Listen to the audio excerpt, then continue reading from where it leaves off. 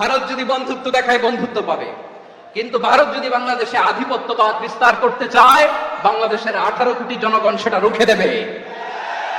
ভারত যদি গৌর গোবিন্দের ভূমিকায় নামতে চায়, দেশের 18 কোটি মুসলমান শাহজালালের ভূমিকায় নামবে। বলেন, আমাদের দেশে শান্তি আছে না নাই? আমরা হিন্দু মুসলিমে কখনো দাঙ্গা লাগে? আসতে বলেন, কেন লাগে? ওদের পূজা পর্বণে আমাদের মাদ্রাসার ছেলেরা যে পাহারা দেয়, চিল্লায় বলেন ঠিক কিনা? আমাদের তাফসীর মাহফিলের সময় ওরা ডিস্টার্ব করেন, ঢোল বাজায় না। ওদের পূজা পর্বণের সময় আমাদের তাফসীর মাহফিলের ডেট হলে আমরা চেঞ্জ করে দেই। সুবহানাল্লাহ, কি সাম্প্রদায়িক সম্প্রীতির রোল মডেল! আর ওই বাংলাদেশের ব্যাপারে তারা অনেক ডিসইনফরমেশন ছড়াচ্ছিল। ভারতের অনেকগুলো গণমাধ্যম, আমি জেনারেলাইজ করব না, আমাদের প্রতিবেশী দেশের সব গণমাধ্যমকে আমি দোষ দিতে চাই না, অনেকগুলো গণমাধ্যম তারা ডিসইনফরমেশন শেয়ার করেছে। ডিসইনফরমেশন আর মিস ইনফরমেশনের পার্থক্য আছে। মিস ইনফরমেশন না জেনে ভুল বুঝে একটা মিথ্যা বা ভুল তথ্য ছড়িয়ে দেয়া, এটার ক্ষমা আছে, এটার কি আছে? আর ডিসইনফরমেশন মানে ইচ্ছা করে, প্ল্যান করে, ম্যাপ করে, ছক এঁকে মিথ্যা, গুজব, রটনা সোশ্যাল মিডিয়ায় ছড়ানো, এটার ক্ষমা আছে? আওয়াজ করে বলেন, ক্ষমা আছে? ভারতের কিছু গণমাধ্যম তাই করেছে, আমরা ব্যথিত হয়েছি, আমাদের হৃদয়ে রক্তক্ষরণ হয়েছে। আমাদের প্রতিবেশী দেশকে বলতে চাই, আমাদের দেশ নিয়ে আপনাদের ভাবার দরকার নাই, নিজের চরকায় তেল দেন, নিজের দেশ নিয়ে ভাবেন। গত মাসের ভয়েস অফ আমেরিকার রিপোর্ট, বাংলাদেশে সংখ্যালঘু জনগোষ্ঠী আগের চেয়ে বেশি নিরাপত্তা পাচ্ছে। Report voice of America, Muslim report নাকি? মুসলিম জরিপ, ভয়েস অফ আমেরিকা। কথা বুঝে নাই বোধহয়।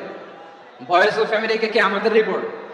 না, ভয়েস অফ আমেরিকার জরিপ, বাংলাদেশের সংখ্যালঘু জনগোষ্ঠী আগের চেয়ে ভালো নিরাপত্তা পাচ্ছে। শুধু এখানেই শেষ না, মাইক্রোসফটের একটা জরিপ শোনায় আপনাদেরকে। তারা সারা পৃথিবীতে গুজব, ভুয়া আর মিথ্যা নিউজ ছড়ানোতে কোন দেশ সেরা একটা রিপোর্ট করেছে, এর মধ্যে 1 নম্বরে এসেছে ভারতের নাম। মাইক্রোসফট তো মুসলমানরা চালায় না? কথা বোঝা নাই বোধহয়। প্রতিবেশী দেশকে বলবো, আপনারা নিজের চরকায় তেল দেন, আপনারাও শান্তিতে থাকেন, আমাদেরকেও শান্তিতে থাকতে দেন। সব চেঞ্জ করা যায়, প্রতিবেশী চেঞ্জ করা যায় না। আমাদের ল্যান্ড তাদের ল্যান্ড, পাশাপাশি। আমরা চাই তারাও সুখে থাক, আমরাও সুখে থাকি, ঠিক কিনা? কিন্তু প্রতিবেশী হলে বন্ধুত্বপূর্ণ আচরণ করতে হয়। প্রতিবেশী যদি বন্ধু না হয়ে প্রভু হতে চায়, এরকম দানব প্রতিবেশী কেউ চায় না। ভারত যদি বন্ধুত্ব উপহার দেয়, আমরা বন্ধুত্ব দিব, কি বলেন? তারা যদি বন্ধু সুলভ আচরণ করে, আমরাও বন্ধুত্ব উপহার দেব। কারণ আমাদের পররাষ্ট্র নীতি হচ্ছে সবার সাথে বন্ধুত্ব, কারোর সাথে বৈরিতা নয়। আলহামদুলিল্লাহ বলেন, কত চমৎকার পলিসি আমাদের। আমরা নির্বিবাদী, আমরা বাংলাদেশিরা শান্তিকামী, we are proud of that. এজন্য আমরা গর্ববোধ করি। আমাদের পররাষ্ট্র নীতি সবার সাথে বন্ধুত্ব, কারোর সাথে শত্রুতা নয়।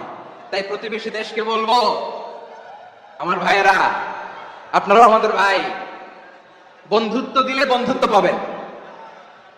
বন্ধুত্ব ইজ ওয়েলকাম, দাদাগিরি নয়। বন্ধুত্ব ওয়েলকাম, দাদাগিরি নয়। Loud and clear. ভারত যদি বন্ধুত্ব দেখায় বন্ধুত্ব পাবে, কিন্তু ভারত যদি বাংলাদেশে আধিপত্যবাদ বিস্তার করতে চায়, বাংলাদেশের 18 কোটি জনগণ সেটা রুখে দেবে। ভারত যদি গৌর গোবিন্দের ভূমিকায় নামতে চায়, দেশের 18 কোটি মুসলমান শাহজালালের ভূমিকায় নামবে।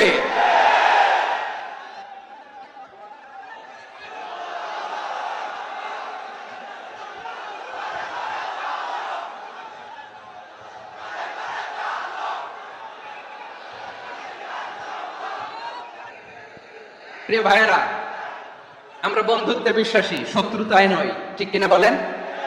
আল্লাহ আমাদেরকে বোঝার তৌফিক দান করুক। তাহলে এই যে তারা বলেছে এদেশে সংখ্যালঘুরা কষ্টে আছে, দুঃখে আছে, এটা কি ঠিক? বলেন, এটা কি ঠিক? না, তারা ডিসইনফরমেশন শেয়ার করেছে, এটা ঠিক নয়। আমার প্রতিবেশী বন্ধু রাষ্ট্রকে বলবো, আপনারা এটা করবেন না, এটা করবেন না। আমরা শান্তিতে আছি, আপনারাও শান্তিতে থাকেন, আমাদেরকেও শান্তিতে থাকতে দেন।